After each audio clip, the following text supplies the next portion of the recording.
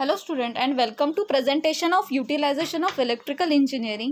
We are learning unit 3 and this video is 3.6. UEE 22626 is subject code and the topic we are learning is load equalization presented by Utkarsha Sonekar, Department of Electrical Engineering. Now the learning outcome of this topic. After watching this video, student will be able to learn what is load equalization. The course outcome of this PPT is maintain different electric drive and elevator. Now what is load equalization? हमें load equalization करने की क्यों ज़रूरी है? That it is very important question. Now first point is there are many types of load which are fluctuating in nature, i.e. wood cutting machines, rolling mill, etc. वहाँ पे यहाँ पर बहुत टाइप्स ऑफ लोड हमें apply करना है जो fluctuating है, कम ज़्यादा होते रहता है लोड बाय इन नेचर. जैसे हमें वुड कटिंग के लिए लग रहा है मशीन, रोलिंग मिल, इस जगह कैसे होता है लोड फ्लक्चुएशन होता है. For such type of loads load equalization is necessary to draw the constant power from supply. In such type के लिए लोड इक्वल करना ज़रूरी है क्योंकि हमें उसे क्या होगा, कांस्टेंट पावर मिलेगा. Because when there is sudden load on motor, it will draw more current from supply at start to meet additional power demand. अगर हम सडन लोड दे रहे हैं मोटर को तो क्या करेगा, स्टार्टिंग में काफ़ी ज़्यादा करंट देगा वो मोटर को. उसके लिए हमें क्या लगेगा, एडिशनल पावर डिमांड रहेगी. Due to this heavy current there is large voltage drop in supply system. Starting में हैवी करंट की वजह से क्या होगा, लार्ज वोल्टेज ड्रॉप होगा. This will affect electrical instrument, equipment, other consumers, etc. अगर load fluctuate होते रहा और स्टार्टिंग में हैवी करंट रहा तो क्या होगा, इलेक्ट्रिकल इंस्ट्रूमेंट और मशीन्स में प्रॉब्लम होना स्टार्ट होगा.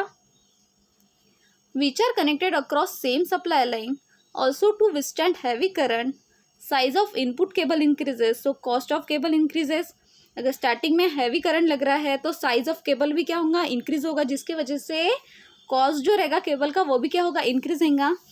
Hence it is necessary smooth out load fluctuation on motor. इसलिए जो भी मोटर में लोड फ्लक्चुएट हो रहा है उसको इक्विलाइजेशन करना, उसको कांस्टेंट करना on motor, it is necessary. इसलिए हम क्या करते हैं, लोड इक्विलाइजेशन करते हैं. सो कंक्लूजन क्या निकलता है उसका, the process of smoothening out load fluctuation. जो लोड में फ्लक्चुएशन आ रहा है, कम ज़्यादा जो लोड हो रहा है उसे कांस्टेंट या स्मूथनिंग करने के लिए हम क्या करते हैं, लोड इक्वलाइजेशन करते हैं.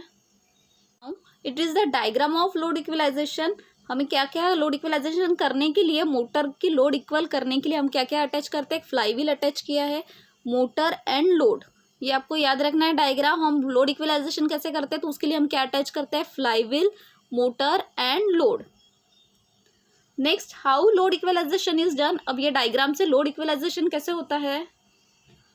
Load equalization is done by means of flywheel. It is mounted on motor shaft. Diagram में दिखा है फ्लाई व्हील अटैच है जो मोटर शाफ्ट को अटैच्ड है. Flywheel will store kinetic energy when there is light और no load.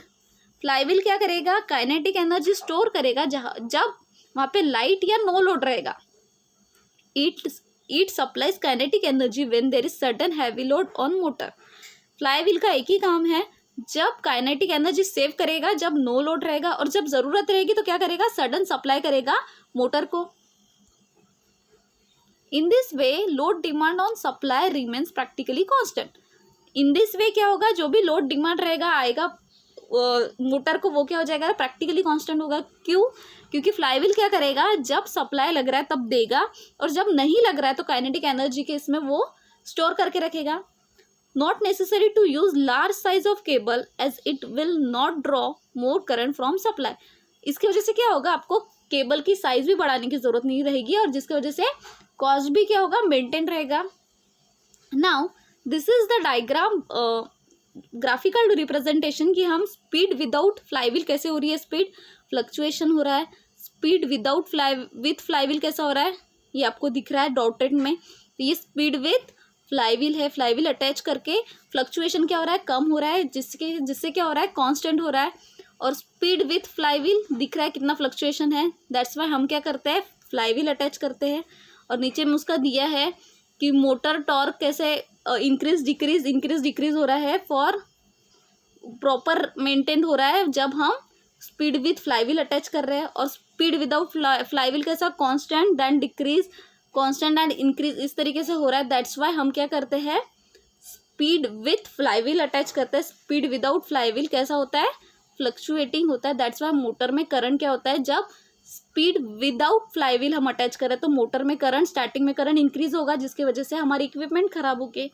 But हम speed with flywheel attach करें तो मोटर की करंट क्या होंगी, स्टार्टिंग में कांस्टेंट होते जाएगा। Now summary, we learn about what is load equalization and this is program outcome. Thank you.